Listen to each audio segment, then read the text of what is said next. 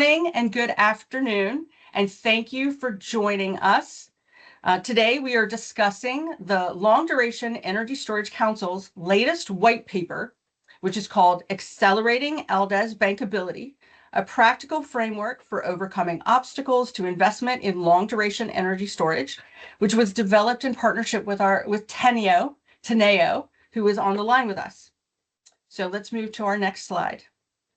As a reminder, this session is being recorded. So we have set this up as a meeting and everyone has the ability to speak towards the end when we have questions. But for right now, if you would mute yourself and keep your camera off until later in the meeting. Next slide. So we have a very tight agenda. It's very focused. So we're going to briefly introduce the council and our partners at Teneo, define what we mean by bankability, and share the most critical findings from our investor workshops. And then we're going to close with structural shifts required to unlock capital at scale. So if everyone will please mute yourself. Please mute yourself. I'm hearing a voice. I just want to make sure everyone mutes themselves.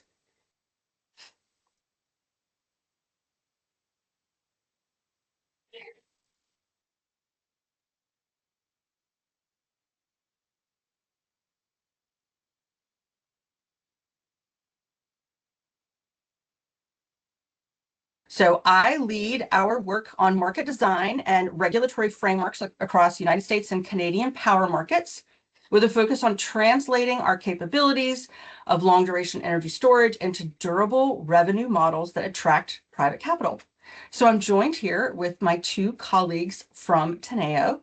So first we have Dan Gabaldon, and he is the Vice Chair of Management Consulting and Head of Energy at Teneo, where he advises senior leaders across the global energy sector on investment, strategy, and risk in the energy transition, drawing on more than 25 years of experience spanning policy and infrastructure in regulated markets.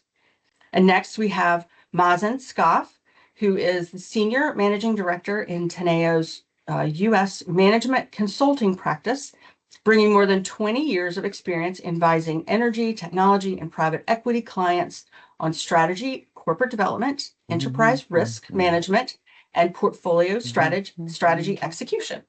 So for those of you who are just joining us, please let's have cameras off. And if you would mute yourself, that's wonderful. We are recording today's session, and I'm going to pass it over to Mazen to do a quick description of Teneo. Thanks, Anna. Hello, everyone. Teneo is a global advisory firm providing integrated services spanning management consulting, financial advisory, strategy and communications, and risk advisory. Both Dan and I are part of the management consulting business of Teneo, and our energy and infrastructure practice works with global industry leaders and investors, including private equity firms and sovereign funds. It's been a privilege to partner with the LDES Council and member organizations on this strategic initiative focused on bankability of LDES projects and technologies. We are delighted to have the opportunity to share the findings and insights as part of today's discussion. Thanks, Anna. Back to you. Thank you. We have a great crowd with us today. Thank you all for joining us. So I want to talk a little bit about the LDES Council. So we are a global organization that's committed to accelerating decarbonization through the deployment of long duration energy storage through energy storage, which again, we call LDES. So our members span the full value chain, including technology providers, utilities, developers, industrial energy users, and capital providers, many of whom are on the call today. We're aligned around a shared vision, which is up to 8 terawatts of LDES deployed globally by 2040. So achieving that level of deployment requires trillions in capital and disciplined market design. So our role is to help create the policy, regulatory, and financial architecture that makes that scale possible. So long duration energy storage plays a structural role in future energy systems. So these technologies store and dispatch power, heat, or cooling over 8 hours over multiple days, weeks, and even seasons. So that duration enables high renewable penetration, supports industrial decarbonization, firms the grid, and strengthens energy security while protecting affordability. So deployment is already underway across 6 continents. So the question is not whether it's going to work. This is not a future state. The question is how quickly we can scale. And so there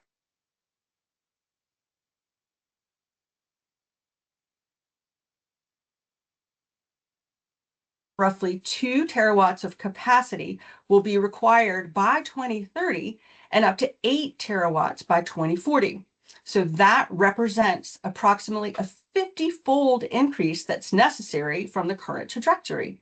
So one of the most significant barriers to closing that gap is bankability, which is the focus of our session today. And welcome to those of you who are still continuing to join us. To understand that barrier directly from the market, we partnered with Teneo to convene investors and developers in a workshop in London and New York during Climate Weeks 2025. So the findings from those discussions form the foundation of this white paper, which was released in December of 2025.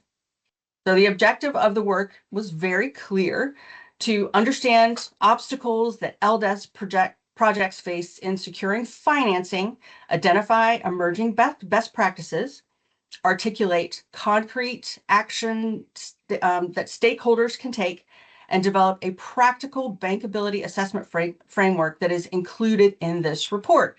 And you can see the enormous participation that we had from across the sector. So what do we mean when we say bankability?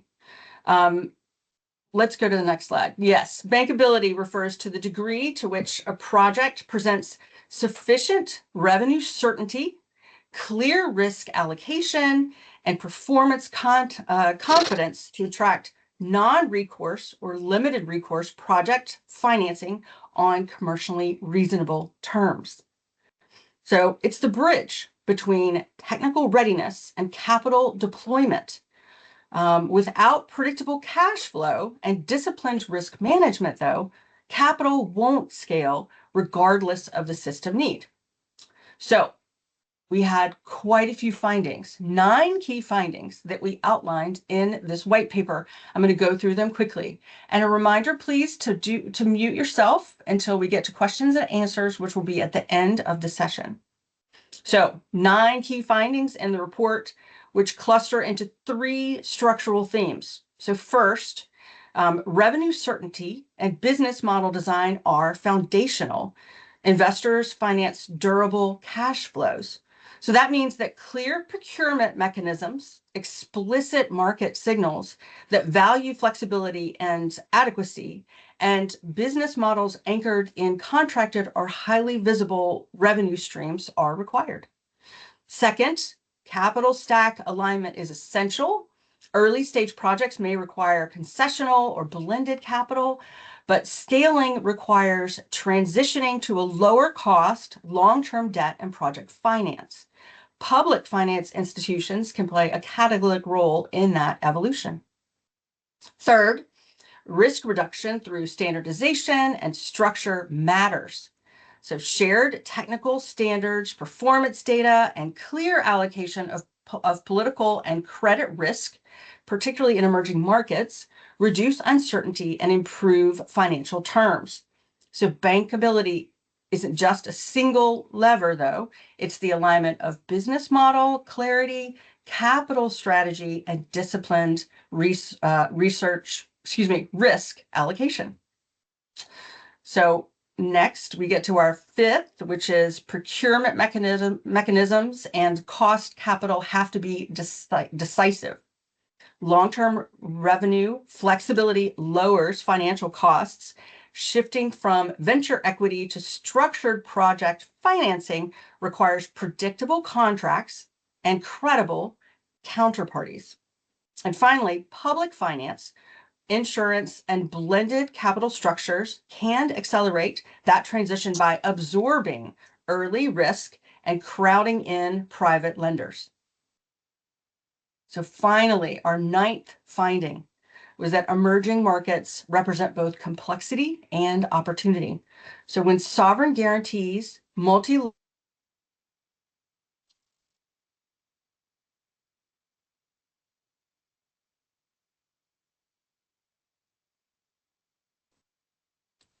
scale will depend on getting the structure right. So the core message of this work is very straightforward. The system need for long duration energy storage is clear, the technology is advancing, and capital is available. So what determines scale is whether markets explicitly value that flexibility and resilience appropriately, while revenue streams are durable, and whether risk is allocated in a way that institutional capital can underwrite. So that is the bridge between ambition and infrastructure. And so I'm going to pass it over to Mazen, who is going to walk us through some of the implications that we found in this report. And I'll be back with you at the end to talk about recommendations. So a quick reminder to please mute yourself. We will have time for questions at the end. Thanks, Anna. If we look at LDES deployments globally, they're projected to grow at a CAGR of 20% over the next decade, exceeding, if we go to the next slide, exceeding 1.5 gigawatts per year by 2035. There are several drivers behind this growth in the deployment of LDES, mainly the expanding use of renewable energy and integration of renewable energy in various grids, the need for grid resilience and stability, and then aggressive decarbonization targets that industrial customers are placing, and the rising demand for electrification. In addition, the drive to secure power supply using various solutions for data centers and AI factories is adding to the tailwinds behind the demand for LDES deployments. However, there are some challenges that are driving near-term fluctuations in the deployment rates of the LDES, mainly technology readiness, the availability of capital, and also the uncertainty in the political and regulatory environment. If we drop one slide, please. We look at the challenges that we need to address as LDES technology providers, investors, and stakeholders in this industry or sector. We look at market design. If we look at today's energy and capacity markets, they're really optimized for short-term duration and short-duration energy resources, and they fail to capture the full value stack that LDES offers.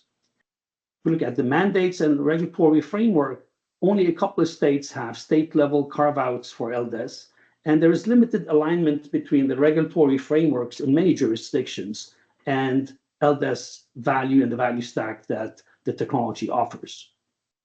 And there's significant uncertainty with respect to subsidies and incentives in various jurisdictions, inconsistency and uncertainty with respect to the grants and subsidies that a developer or a technology provider may be able to access. And then we come to technology risks, and the technology risks really vary by the specific technology because LDES spans multiple technologies and the use case under consideration.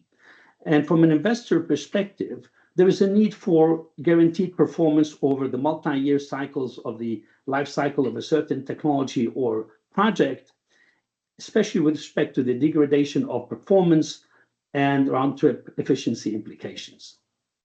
If we turn to manufacturing and construction risks, please, back to the original slide, please. There are few EPC contractors with experience in LDES deployments, and there should be mechanisms, and we'll talk more about that, as to how to manage these risks. And from an operating risk perspective, how to allocate O&M risk and responsibilities, especially for first-of-a-kind projects, present risk from an investor community perspective. If we drop one slide, please.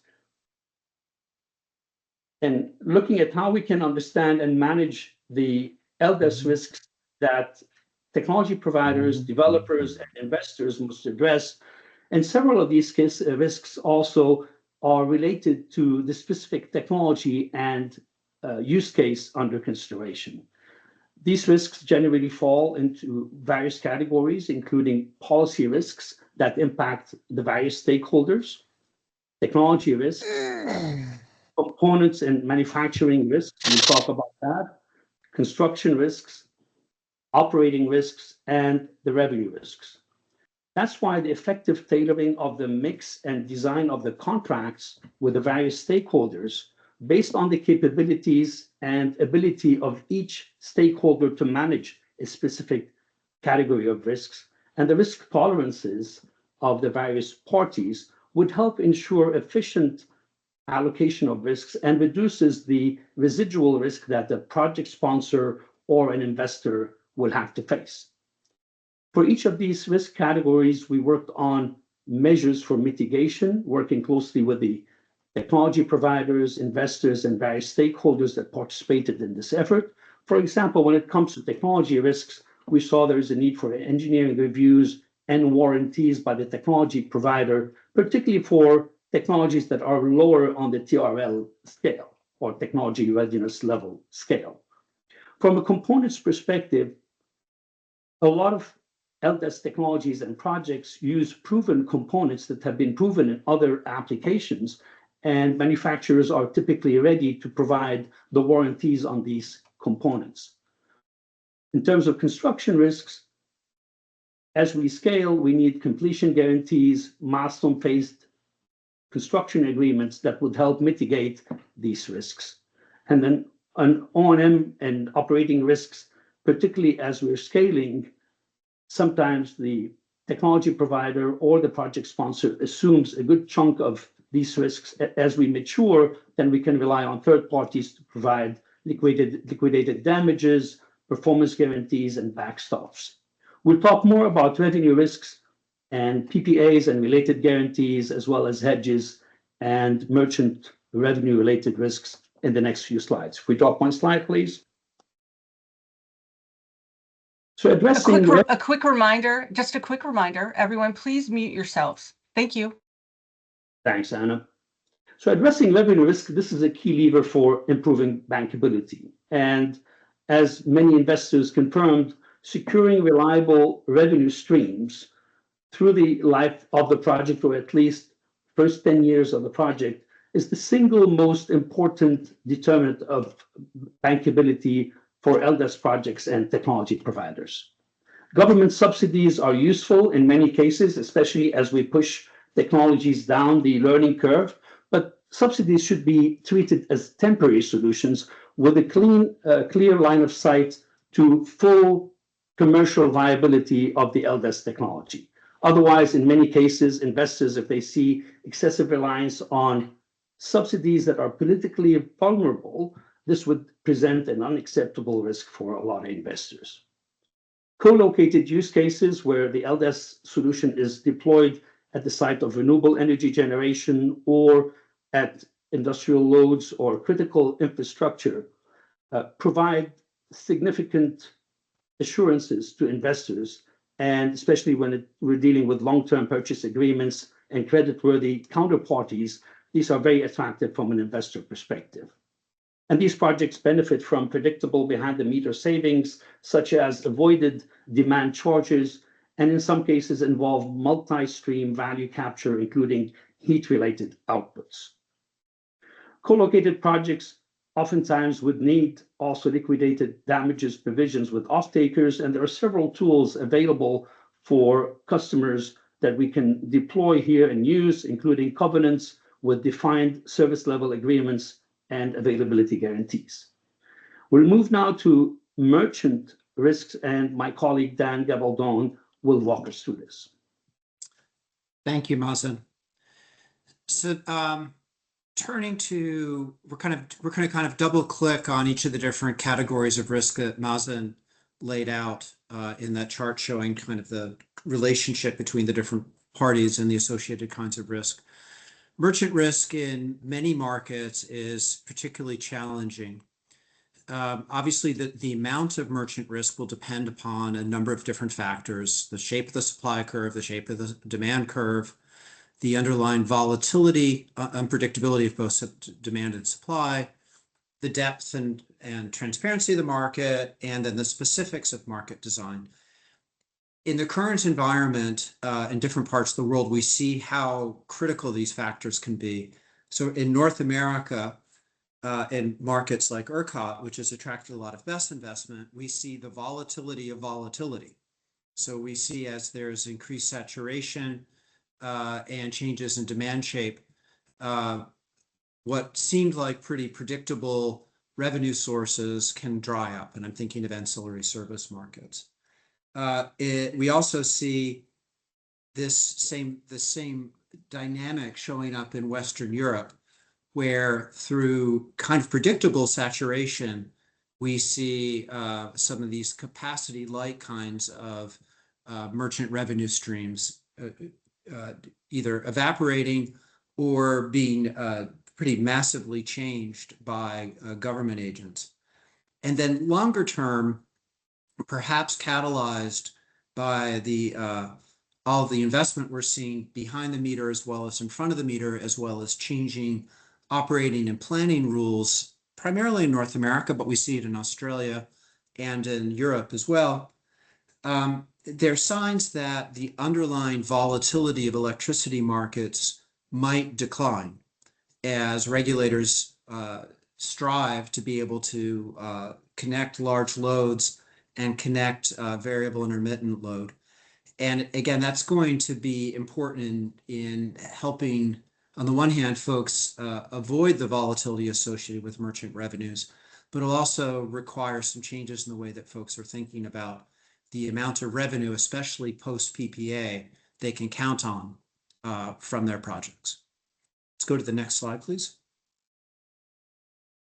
There are, of course, a number of different products out there which vary massively from market to market, of course, which can help mitigate merchant risk.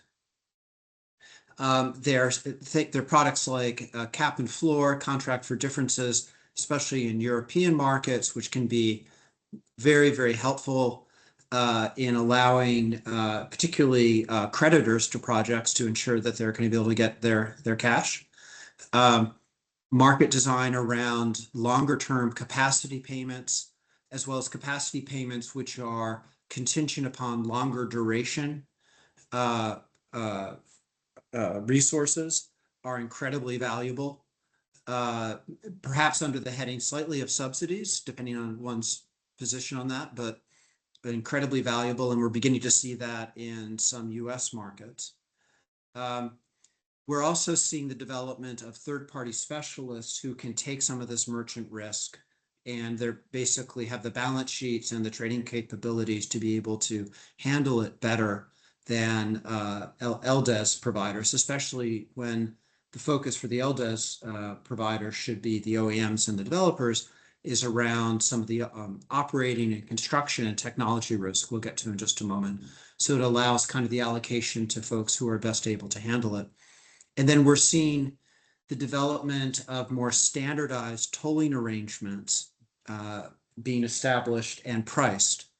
And this is becoming, quite common in the case of BESS. And we think certainly it should find its way to long duration energy storage as well. So this is a very different and much more promising environment than we would have seen a few years ago when it comes to dealing with merchant risk. We go to the next page, please. Indeed, the most fundamental set of risks, and the ones that are normally the subject of discussion for LDES technologies, are around technology in particular, but also construction and operations. One thing that came out really clearly in our seminars, in our sessions in London and New York, is that many investors overstate the novelty and therefore the technology risk associated with LDES technologies. And I'm sure this has been a chestnut, a topic of discussion among LDES council members for many years. But there's a recognition that in many cases, most or all of the components associated with these technologies, and obviously it depends from technology to technology, are actually commercially proven with very little component or rare earth input risks or underlying kind of engineering, let alone physics kinds of risks. So it's important to communicate that to the different stakeholders involved. That also means that in many cases, unlike very early stage technology, it can actually be economically efficient to use third-party providers of warranties or insurance or reinsurance products, because the actuarial characteristics of the risks are actually pretty well known. EPCs are a traditional partner in helping to manage all of these risks, obviously, especially construction and to some extent operational and maintenance risks. That, however, can be extremely challenging. In many cases, there's a substantial novelty to these LDES technologies, so the EPCs sometimes are a bit reluctant, unless they're working with a given provider again and again, to be able to take on a lot of this risk in the form of wraps without being heavily compensated for it. And there's also, I think, a global phenomenon right now with EPCs basically being sold out or being able to kind of ration their resources where the risk-adjusted return is highest.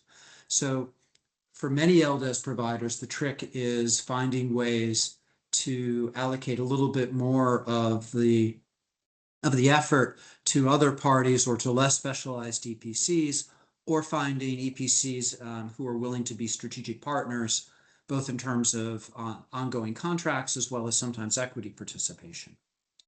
As I said, especially in cases where the components are more mature, it is possible to get into more traditional performance-based insurance instruments, which are easier to manage, easier to understand, as long as, again, there's actuarial data behind it. And I think there's a tremendous opportunity for folks like the LDES Council to help promulgate or disseminate sort of best practices and some of this data going forward. Let's go to the next slide, please. An area that was, I thought, really interesting that came out of both the London and New York discussions was an often overlooked role for the design of the business model to be used as a way to reduce risk. And the basic concept is to recognize that during early stages of a company, it is natural for that company, the OEM, or even groups of OEMs who are involved in some LDES projects, to have a development arm and to play a role in terms of project finance, engaging with project finance suppliers, engaging with some of the government entities who might be providing subsidies and so forth as well. And that also means a greater reliance on internal engineering and supply chain capabilities as opposed to outsourcing that, simply because it's too expensive. The information asymmetry is too great for third parties to be able to take it on. So what we do observe is some folks go a little bit too fast or are a little bit too willing to depend on third-party project developers. And we think there's a real advantage, to the extent that one's finances and staffing can support it, to take on some of these things internally. As the technology matures, these different tasks and different types of risk, going back to that chart we showed with sort of complicated chart with all the arrows and so forth, that can be more specialized, where folks who have deep expertise in engineering, deep expertise in construction, folks that do risk management around hedges and so forth, et cetera, can be brought into the project, and the role of the OEM or the project developer can become a little bit narrower, where they have clear sources of competitive advantage. That also means that, as we'll talk about in a moment, the sources of capital that that entity relies on need to evolve as well. The most important thing, which is going to come as no surprise to anybody on the call, I think, and something that we want to emphasize again and again, in addition to the central role of revenue certainty, simply getting projects which have been demonstrated commercially is absolutely critical. So taking on more early stages to get those commercial proof points beyond initial sort of demonstration pilots, but real commercial projects with folks that can vouch for the performance of the project is absolutely critical. And then once that's done, the whole world, or a whole world of additional partners opens up. Let's go to the next page, please. So thinking a little bit about that previous point about kind of this natural evolution of the technology and the projects and the associated risks associated with those stages, there are natural, more or less, investors associated with each of those different stages. And again, we could be talking about, vending machines here, or automobiles, or fine chemicals. This is quite generic across different industries. That said, the role of grants and government subsidies is unusually important in our sector, given the importance of LDES for economic development and for the reliability of the electric system, et cetera, and beyond electric. So in any case, there are natural kind of providers of capital along each of those different stages: government entities, angel investors, getting into more, as it's more mature, more debt instruments or mezzanine instruments, but certainly debt instruments and even tax equity in markets where that's relevant and so forth, as well as infrastructure investors and pensions and so forth, insurance companies, which enjoy a low cost of capital, but are constrained by their mandate and by the capabilities they bring to take on more technology risk or operating risk or merchant risk. One of the interesting things, though, this is kind of a bromide, this is kind of a truism. What was interesting, and we'll see it in some of the additional slides that follow here, is there's a real advantage to having coalitions of different kinds of investors from the get-go. So not just the angel investors, the grants, and the VCs, but also some project finance players, and especially, I think most critically, strategic investors of different types. They could be consumers, they could be component suppliers, involved in projects and involved in the enterprise from the very beginning. That continuity is really critical. And I think we're not telling folks anything they didn't already know. We see this in terms of the actual capital structure of LDES projects, which is a bit different than one would expect. And there's some capital markets reasons as well for that difference beyond this kind of purist kind of template we have on this page. So to demonstrate that, let's go to the next page, please. So if we look at this eye chart, if we look at sort of the different folks that are investing at a given point in time, this was done several months ago, so the data is not necessarily perfect. But if we see current investments in LDES, OEMs, and project developers, and OEMs is kind of a tricky term in this industry, we see, in some ways, a higher share of kind of sovereign wealth and strategic investors than you might have expected. You see quite a lot of VCs and actually a higher percentage of more mature private equity than you might have expected. And if you look on the right-hand side, if we think about instead of the sort of flavor of investor, but instead the flavor of investment, you see quite a lot of money in debt, maybe not tons, but still some, but quite a lot in later stage PE and in pipes, which are associated with SPACs. And if we go to the next page, we'll see that that's also borne out. If we go to the next page, please. It's also borne out with some of the investments and some of the better known and better capitalized players in the field. And if we go to the next page, also in some of the capital deployments we've seen over the last few years in terms of just deal size. And there's a couple of, I think, interesting observations here that came out in the sessions. One is there is a real appetite among retail investors and institutional investors in capital markets and public capital markets around the world to get exposure to things like LDES. There's an interesting problem around, associated with the novelty, the complexity, the diversity of different kinds of LDES technologies. But there's a genuine desire by a lot of retail investors and institutional investors to get involved sort of earlier than you would have thought they would. And given the SPAC craze of a few years ago, and we see some signs of a renaissance there, there's been, an earlier involvement in this technology than you would have predicted just based on the amount of, commercially proven capacity in the sector. And then we also see, I think, a recognition by a lot of strategic players, and in some cases sort of surprising strategic players, of the long-term strategic importance of this technology, or at least as an option for dispatchable, longer duration energy, as well as an interesting source of thermal energy in different applications. And a contestant along with traditional hydrocarbon, as well as next generation SMR, et cetera, and geothermal kinds of technologies.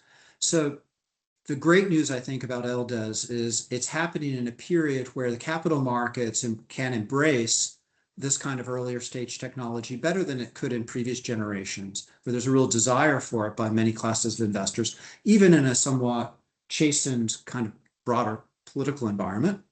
And we have the willingness of lots of very sophisticated strategics to get involved quite early. That creates a big opportunity for more rapid advance, and I think for kind of disproportionate impact of groups like the LDES Council to help shape and accelerate capital to this technology. And with that, I'll turn it back over to Anna. Thank you. Thank you, Dan. And thank you, Mazen, for your solid work on this project. Much appreciated. So we're going to go now into some recommendations next. So we close with these practical recommendations, particularly for investors. So we've got 4 different sets of recommendations from the report. I'm going to start with investors. So we need to first understand the distinction between novel and mature LDES technologies and components, because the risk profiles vary significantly across chemistries, durations, and deployment histories, and underwriting should reflect those differences. We need for investors to engage through consortia and trade organizations, because that collective engagement reduces information asymmetry, accelerates learning curves, and provides visibility into policy and market developments. We need for investors to collaborate with complementary capital providers, because blended capital stacks that align with strategic equity, concessional funding, commercial lenders, and insurers are often necessary to structure projects effectively. We need for investors to work closely with sponsors to build a comprehensive portfolio of risk management instruments. So that includes performance guarantees, insurance products, credit enhancements, and political risk mitigation where relevant. And then finally, we need to have investors and financiers ensure financial plans allocate sufficient capital for demonstration, commissioning, and even potential operating delays. Conservative structure builds credibility and lowers long-term cost capital. So these are disciplined investment practices that move projects from promising to financeable. Next. So a really cool thing that the report includes is a structured bankability assessment framework that reflects how investors, lenders, and independent advisors can evaluate LDES projects in practice. So it synthesizes insights from the workshops with methodologies commonly used by financial institutions, multilaterals, and technical advisors. So the framework is organized in 5 core pillars: technology and technology maturity, commercial maturity and vendor strength, market and revenue model, project structure and risk allocation, and financial and economic viability. And it gives them, there's like a scoring matrix. So we also outline supplementary evaluation tools for support during deeper due diligence. It's designed as a practical instrument to help with analysis. Next, we have recommendations for policymakers. So the recommendations are equally direct. So first, we recommend developing targeted public financing instruments for long-duration energy storage, strategic use of grants, guarantees, and credit enhancements that can reduce early-stage risk and crowd in private capital. We recommend introducing public funding programs that play a catalytic role by lowering risk exposure and reducing the overall volume of private finance required at initial development stages. We're suggesting reforming markets to explicitly reward flexibility, reliability, adequacy, and resilience. So LDES can be compensated for multiple system services it provides. Again, that long duration capacity and resilience becomes very important in the value stack. Fourth, we suggest driving demand by incentivizing or supporting large energy users to adopt LDES solutions, particularly in industrial and hard to abate sectors. And finally, there's a policy focus needed on the financing dimension of LDES deployment because technology support needs to be supported by market structures and financial pathways that evolve in parallel. Next, for many of you on this call, the broader LDES sector, there are three clear priorities: establishing shared technical and commercial standards. We've talked about this as an industry. Standardization reduces uncertainty, streamlines due diligence, and builds investor confidence. We need to develop clear communication and educational tools so that we're all speaking off the same playbook when we go together. We need to articulate risk, value, and performance in a language of capital markets and regulatory decision-making. And then third, we need to facilitate connections across the ecosystem, reducing search costs between technology providers, developers, equity investors, lenders, insurers, and grant providers. So collectively, these actions strengthen the credibility and investability of the entire sector.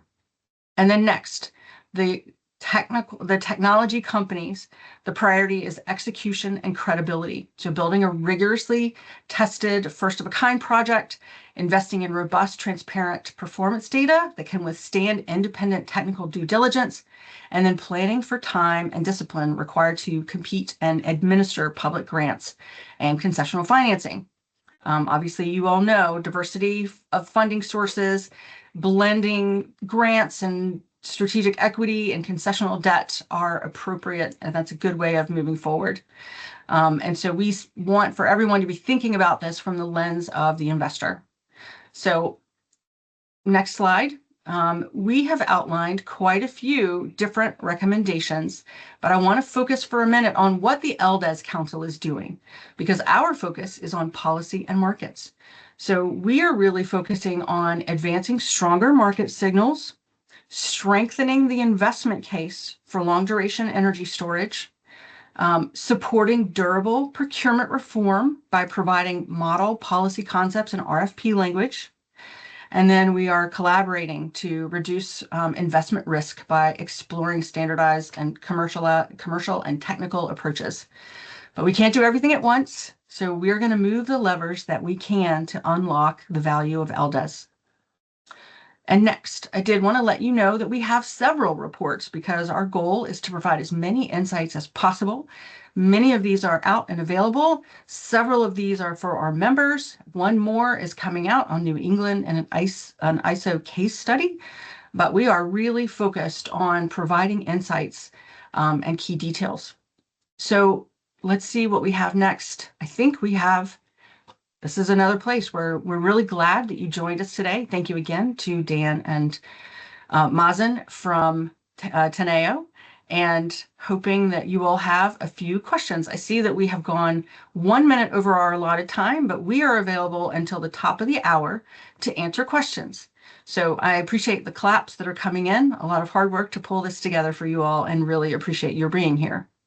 So if you have a question, we don't have the chat available today, but we do have the opportunity for you to raise your hand and I will call on you. Any questions? John from Infinity, I see first, and then I see Abbott. So John, I think you can turn your camera on and ask us a question. Yeah, thank you, Anna. Thank you, Mazen, and Dan for your helpful framework. I had a quick question on the first growth chart that Mazen showed. I think it was showing 1.5 gigawatt annually. Is that a lot? And also, there is a dip, I think, in 2027. Could you tell us a little bit about what that dip is? Yes, thanks for asking this. In terms of whether it's a lot, in terms of the projections, if you look at over the next decade, we're talking about a six-fold increase in annual additions. So that's significant, 20% CAGR giving you that. In terms of the dip between 2026 and 2027, a lot of this is driven by policy uncertainty, particularly in North America, and cost of capital. If you look at where interest rates are and whether investors are ready for this. But I think the tailwinds that will offset that, the demand for power provision for data centers, AI factories, this will accelerate deployments in certain situations where you can use renewable energy for firming supply, and also the other drivers we talked about earlier. Dan, other thoughts that you'd like to add? Yeah, I mean, I think a lot of it was ITC. This is not our forecast. It's indicative that, hey, there's a lot coming. There's a lot coming. I think actually it's probably pretty significantly understated. But I'm not here to make fun of somebody else's forecast. So it was simply directionally, hey, there's a lot. That's all. So I'm happy to have a conversation about the details in a given region, but this is simply indicative of it's a lot. Yeah, and usually we provide a 10 percentile and a 90th percentile for the forecast, but we didn't include all that details here. And I would also say that, and I don't know if your question was rhetorical, is that a lot? Given the numbers that we see in kind of data center land, no, it's not a lot. So I think there's an excellent chance that there could be a lot more. So go ahead. I'm sorry. Go, please. So I think our next question, I'm just going to go to our next question. It looks like we have 4 questions. Abbott, you are next. Can you turn your camera on and let us know your question and maybe your organization as well? Sure. So, well, my name is Abbott Moffett. I'm with Rubicon Professional Services. We are an EPC. And I just wanted to ask if it would be possible to get a copy of the deck. Yes. Okay, great. Thank you so much. Sure. Will McNamara. Thank you for both of the speakers. Much appreciated. Absolutely. Of course. Will. Good morning. Yeah, good morning. Hi, Anna. Hi, everyone. Will McNamara with Sandia National Labs and also the LDES National Consortium. Just have a question on the recommendations for policymakers. On that slide, number 3 says reform markets to reward flexibility and reliability. You know, that's a fairly broad recommendation, and I think that specificity is going to be the challenge here. Can you please elaborate on what you mean by that recommendation? So Will, I'll just speak to that in terms of what we're working on. So you're talking about let's see, you said the number 3. Yeah. Number 3, reform markets to reward flexibility and reliability, ensuring LDES is remunerated for the multiple benefits it provides to the system. So we are focused on procurement policy at the state level. And so the LDES Council is working on specific state outreach to make sure that when they are doing their procurements, they are accounting for LDES. So great examples of that would be Virginia, the recent House bill and Senate bill that came out in Virginia, and all of the calls that are coming out, the consultations that are coming out from California. So we are seeing opportunities to actually be more specific at the state level in helping to shape the language that's used. I will also mention the LDES Council is working on an RFP criteria document so that we have specific language that can be used in those outbound RFPs. So we're trying to tackle it from multiple angles and look forward to working more with the consortium on ways to do that. Thank you, Will. Yeah, thank you. I'll go to the next question. Linda. Linda Habgood. We can't hear you, Linda. Thank you. Thank you, everyone, for the presentation. I really appreciate it. And great turnout today for an excellent set of information being shared. I I'm Linda Habgood. I'm the CFO of Wright Energy Storage Technologies, a new energy storage tech that is electrostatic versus primarily electrochemical. We are well commercialized in the southern part of Africa and soon expanding out into the rest of the world as we finish up getting our UL and CE certifications. But I was listening with interest about the insurance and backing of guarantees and warranties because we offer a 20-year warranty, but we're still, a relatively, small company ready to scale. So we don't yet have a big balance sheet to back up a warranty. So I was just wondering if there might be some way to connect to people who would be interested in talking with us about helping us on that journey. And so, I guess maybe since there's no chat, if there's a way for anyone who might be able to help to reach out by LinkedIn, that'd be terrific. So Linda, we can absolutely help you with that. And why don't I just follow up with you directly afterwards? I can certainly get you information about that. Thank you for joining as well. So glad to see you here.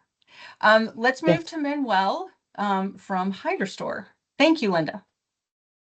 Hi, Anna and the team. Thank you so much for the webinar. Great information, a lot of work, clearly. Two questions. One is this report already out, and is it out publicly or just for the members? And sorry if you already explained it and I missed it, but that's my first question. And then my second question, well, we can start out with that one. Yeah, so so this is a report that we published publicly. So we had an internal period for our members, and then we published it externally. I think that's correct. Great. Yep. Okay, thank you for clarifying that. Sure. Okay. And then the second question, can you elaborate a little more on the workshops that you mentioned took place to create the checklist? And I'm guessing that's probably defined in the report as well, so I can look there. But if you can explain a couple sentences real quick. So we had two events. So during New York Climate Week, we did a roundtable, and during London Climate Week, we did a roundtable. So we included the investor community, we included some external stakeholders, we included member technology companies, as well as some non-member technology companies, because we wanted to get a broad spectrum of the universe of the whole ecosystem. And so there are opportunities like this that we are planning in the future for future reports. And I think that's the best way to describe it. So if, yeah. I remember those now. Yeah. Thank you so much. Okay, perfect. So I think we have time for two quick questions. We're going to run out of time. So Marlene, and then I have Connor. Marlene, tell us about yourself.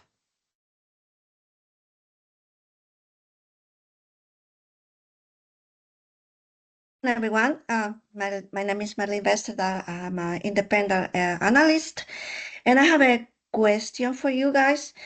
Throughout this webinar, you have framed bankability in terms of frameworks, market signals, and blended finance. In live LDES deals, the blocker I see most often isn't capital availability. It is the translation of OEM performance data into insurance underwritable warranties and DSCR-ready lender models. What concrete steps are you taking or seeing emerge to standardize that translation layers in contracts so LDES can move into repeatable, non-recourse project finance rather than bespoke OEM balance sheet backed deals? So Dan, can you answer that one in 1 minute or less? That's what the LDES Council is for, in large part. So as you know, you take that challenge into pieces. So there's technical standards around what good looks like with respect to performance. There's standardization in terms of the actual deployments. And then there's some actuarial data that needs to be gathered about performance. The challenge that came up in these seminars again and again is the sheer diversity of LDES technology. So I think in practical terms, this is probably going to have to, and I defer to my friends at the LDES Council, but I suspect there's going to need to be, I think you'd agree, I'd be very interested in your opinion, there needs to be different classes of LDES with the associated standards and actuarial data. And then there'll be some gray zones around some, technologies which are kind of in between. But I think it's pretty clear for some of the compressed air guys, for some of the flow guys, maybe for some of the electrochemical guys. But so standardization, which has to be sort of a common good, and folks like LDES Council are very well positioned to do that. Yep, thank you. So Marlene, to answer, Dan, I appreciate your answer because it's true. So we've talked a lot about standardization, whether it's total plant cost, there's other sort of metrics, there's ways of thinking about doing this. I'd love to talk with you afterwards and give you more information about the way that we're trying to address this kind of as a future state. Okay, last question, and I know we're at the end. I appreciate so many of you staying through the questions. So Connor, you are our last question for today. Okay, hey, thanks. I won't expect you to try to answer this question in a minute and a half. But Good I'm setup Tony so that we Nelson. know. Okay. Yeah, I'm with the National Hydropower Association, pump storage developers in particular, and the U.S.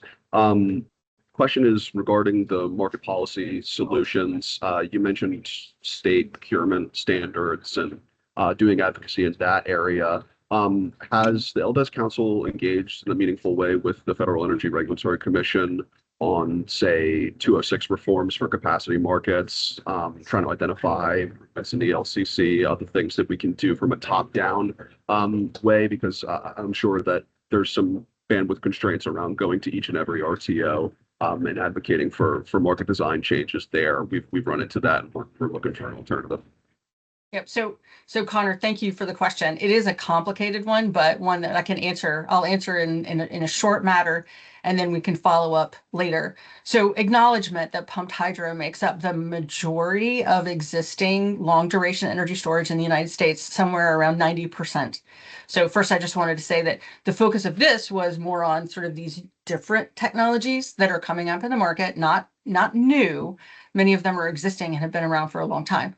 However, for FERC, we do have direct connection with FERC. In fact, at NARUC 2 weeks ago, we met with FERC Commissioner Chang to talk specifically about long duration energy storage. So it is in our plan to talk more with FERC commissioners directly about ways that they can help us.